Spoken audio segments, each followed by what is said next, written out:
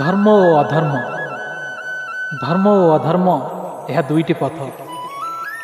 गोटे पथ आलोक को नेउची आउ अन्य पथ अंधकार को नेउची। धर्म कौन?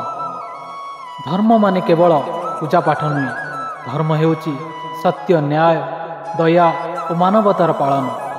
जो मनीष अन्य को भल भावे भल व्यवहार करे एवं अन्य को दुख न दे सत्य पथर चले से होची धार्मिक। अधर्म कौन? अधर्म माने असत्य, मिथ्या, लोभ, हिंसा और अहंकार।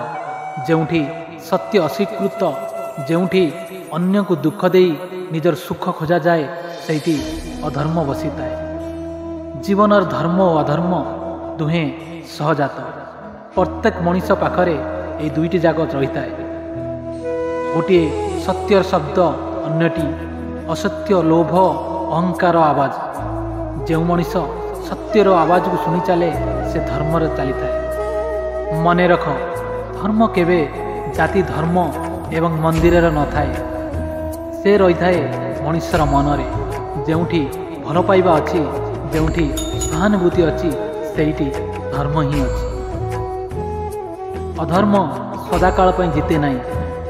धर्म डेरी करे किंतु शेष जीति जाए।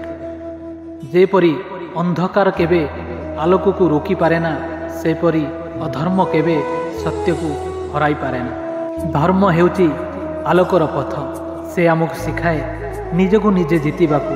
से कहे सत्यर चाल, अन्य को भल पाओ, निज कर्म को भल पाओ, निज कर्म को भल भावे व्यवहार कर।